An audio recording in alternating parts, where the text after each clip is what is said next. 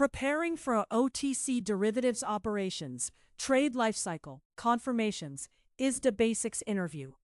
You've reached Candy Mentor, and this video is for you. We'll walk through 15 key questions you're likely to face. For each one, you'll see what the interviewer is testing, the core concepts you should cover, and a sample answer. Subscribe, like, and share, and drop a topic request in the comments. Question 1. What is an OTC derivative, and why is the operations process more complex than for exchange-traded products? The interviewer wants to assess your basic product knowledge, your awareness of bilateral trade processing, and your ability to explain why OTC products create higher operational and documentation risk. While answering, focus on customization, bilateral counterparties, lack of standard exchange processing, confirmation requirements, life cycle events, collateral management, settlement risk, and reliance on legal agreements. An OTC derivative is a bilateral contract negotiated directly between counterparties rather than traded on an exchange. Operations is harder because terms can be customized, documentation is legal agreement driven, and life cycle events are manual or semi-automated. For example, a swap may require trade capture, confirmation, collateral, resets, settlements, valuation checks, and reporting. My focus would be making sure the economics match legally and operationally, from trade date through maturity. Question 2. Can you walk me through the full OTC derivatives trade lifecycle, from execution to maturity? The interviewer is testing your understanding of end-to-end trade flow, including how front office execution becomes a controlled operational record across confirmation, settlement, collateral, reporting, and termination. Make sure to cover trade execution, booking, validation, affirmation, confirmation, regulatory reporting, valuation, collateral, life cycle events, cash settlement, reconciliations, exception management, and final maturity or termination. The life cycle starts when the front office executes the trade and books it into the risk system. Operations validates key economics, enriches static data, affirms with the counterparty, and issues or matches the confirmation. After that, the trade is reported, valued, collateralized, and monitored for resets, coupons, fees, exercises, amendments, or terminations. Cash movements are settled and reconciled. At maturity, final payments are processed, and the trade is closed in all systems. Question 3. What key trade economics would you verify when reviewing a newly booked OTC derivatives trade? This question evaluates your attention to detail, product control mindset, and ability to identify the data fields that drive confirmations, valuations, settlements, and downstream reporting accuracy. In your answer, talk about counterparty, trade date, effective date, maturity, notional, currency, buy-or-sell direction, fixed and floating rates, payment dates, day count, business day convention, and settlement instructions. I would first verify the counterparty, legal entity, trade date, effective date, maturity, product type, notional, currency, and direction. Then I would check economic fields such as fixed rate, floating index, spread, reset frequency, payment frequency, day count, business day convention, and holiday calendars. For options, I would also check strike, premium, expiry, and exercise style. These fields drive confirmation matching, valuation, cash settlement, collateral, and regulatory reporting. Question 4. What is the difference between trade affirmation and trade confirmation? The interviewer wants to assess whether you understand a common operations distinction, early agreement of trade economics versus legally binding documentation of the OTC contract. Be sure to mention timing, purpose, legal enforceability, electronic platforms, counterparty matching, economic agreement, confirmation generation, and why unresolved affirmation breaks can become legal or settlement risks. Affirmation is the early agreement of key trade economics between counterparties, usually shortly after execution. Confirmation is the formal legal record of the full trade terms under the governing documentation, often referencing the ISDA Master Agreement. In practice, affirmation reduces booking errors quickly, while confirmation creates stronger legal certainty. If affirmation breaks are left unresolved, the confirmation may fail, downstream settlements may be wrong, and the firm may carry unnecessary operational and legal risk. Question 5. What is an ISDA Master Agreement, and why is it important in OTC derivatives operations? The interviewer is testing your understanding of the core legal framework used for OTC derivatives, including how standard terms, netting, default provisions, and documentation support operational processing. While answering, focus on the ISDA Master Agreement, schedule, confirmations, netting, events of default, termination events, governing law, closeout mechanics, and how operations relies on legal documentation. The ISDA Master Agreement is the umbrella legal contract that governs OTC derivative transactions between two parties. It sets standard terms around netting, payment obligations, default, termination, representations, and closeout. The schedule customizes those terms, and each trade confirmation adds transaction-specific economics. From an operations perspective, ISDA matters because it determines how trades are documented, how payments may be netted, how collateral is supported, and what happens if a counterparty defaults. Question 6. How does a Credit Support Annex, or CSA, fit into OTC derivatives operations? This question evaluates your knowledge of collateral operations, margining, counterparty credit risk reduction, and the operational impact of valuation differences under OTC derivative agreements. Make sure to cover collateral terms, threshold, minimum transfer amount, eligible collateral, haircuts, independent amount, margin calls, valuation disputes, settlement timing, and relationship to the ISDA agreement. A CSA is the collateral agreement linked to the ISDA that defines how counterparties exchange collateral against OTC exposure. It specifies thresholds, minimum transfer amounts, eligible collateral, haircuts, valuation timing, currencies, and dispute rules. Operationally, teams calculate exposure, issue or receive margin calls, agree collateral movements, and settle cash or securities. If valuations differ, the CSA guides dispute handling. It is central to reducing counterparty credit risk and avoiding unsecured exposure. Question 7. If a trade confirmation does not match the counterparty's version, how would you investigate and resolve the break? The interviewer wants to assess your practical exception management skills, communication approach, control discipline, and ability to trace breaks across booking, execution, confirmation, and legal documentation. In your answer, talk about comparing economics, checking source systems, reviewing trader recap, contacting front office or counterparty, documenting the root cause, correcting systems, and escalating aged breaks.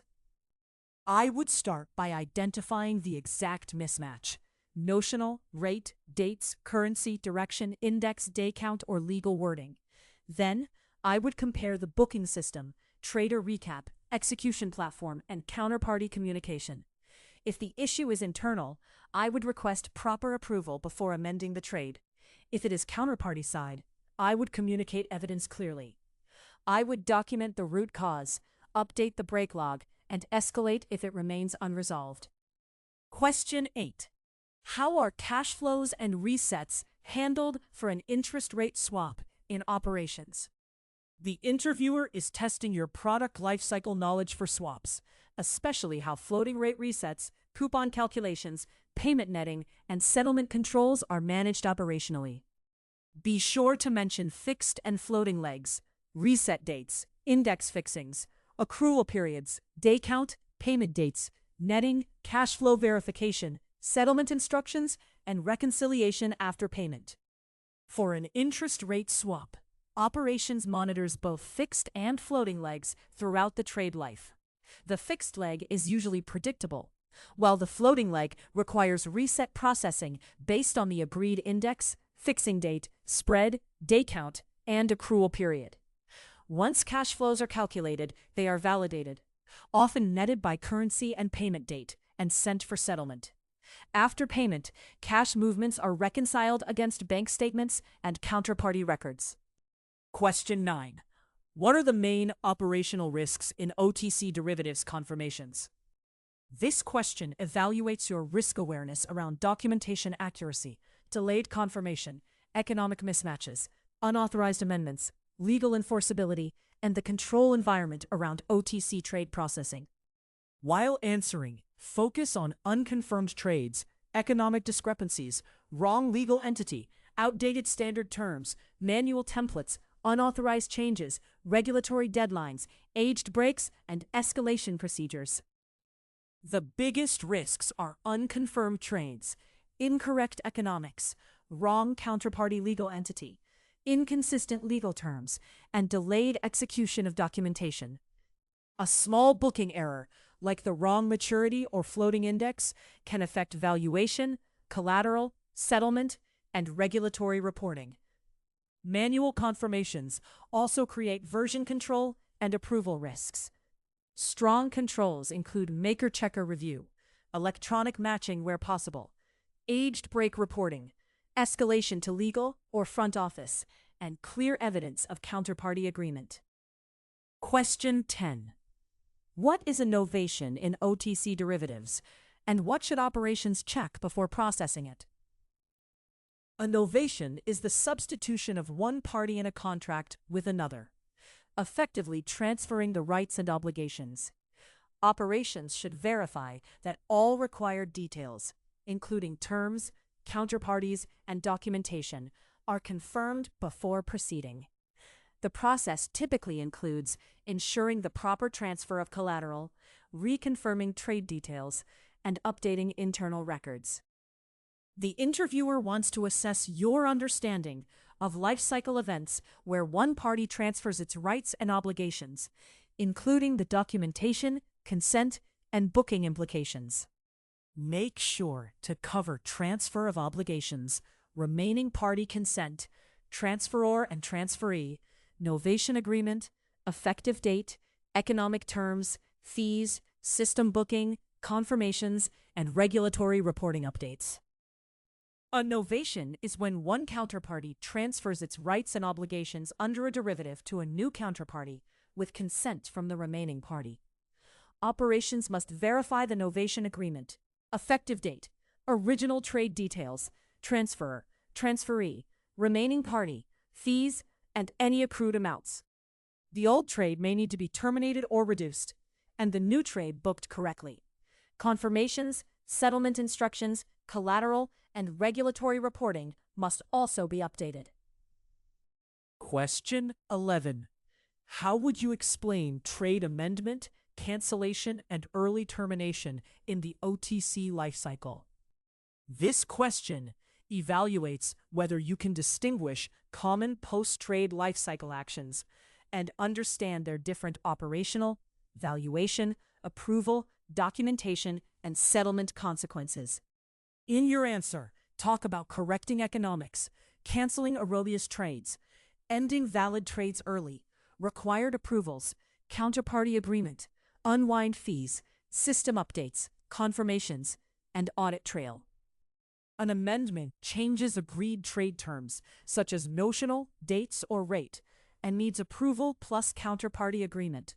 A cancellation removes a trade, usually because it was booked in error or did not execute. An early termination ends a valid trade before maturity, often with an agreed unwind value or fee. Operations must ensure the action is authorized, documented, reflected in systems, confirmed with the counterparty, and settled correctly with a clear audit trail. Question 12. What reconciliations are important in OTC derivatives operations?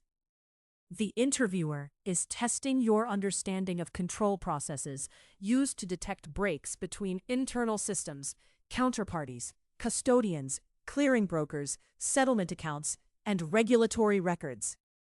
Be sure to mention trade reconciliation, cash reconciliation, position reconciliation, valuation reconciliation, collateral reconciliation, portfolio reconciliation, regulatory reporting reconciliation, break investigation, aging, ownership, and escalation. Key reconciliations include trade economics, positions, cash settlements, collateral balances, valuations, and regulatory reporting records. For example, portfolio reconciliation compares our population and economics with the counterparty to catch missing trades or mismatched terms. Cash recs ensure payments actually settled. Collateral recs confirm margin balances and movements. The process is not just matching numbers. It includes assigning ownership, aging exceptions, finding root causes, correcting records, and escalating material breaks quickly. Question 13.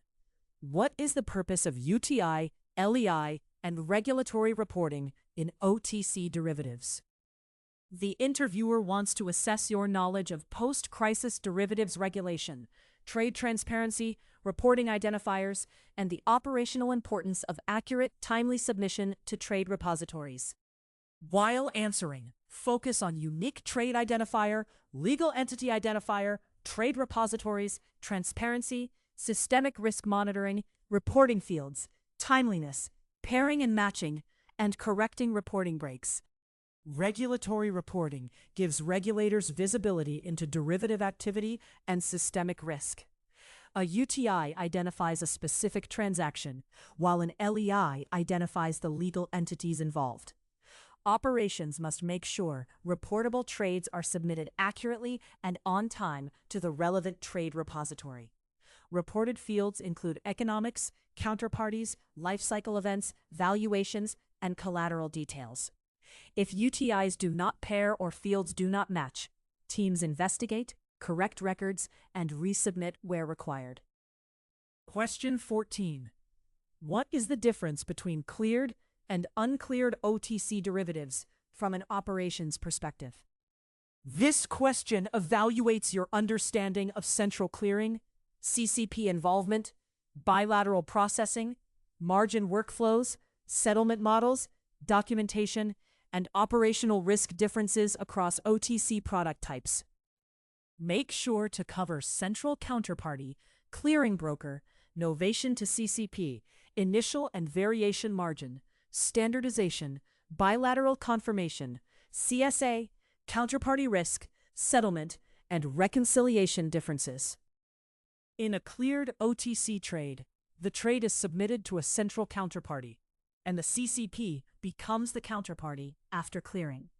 Operations deals with clearing status, clearing broker flows, initial margin, variation margin, and CCP statements.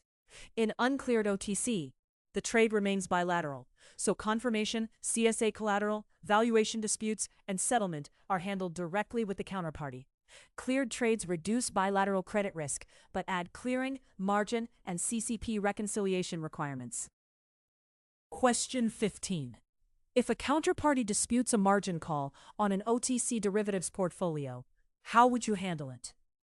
The interviewer wants to assess your collateral operations judgment, valuation awareness, dispute management process, communication skills, and ability to protect the firm while following CSA terms.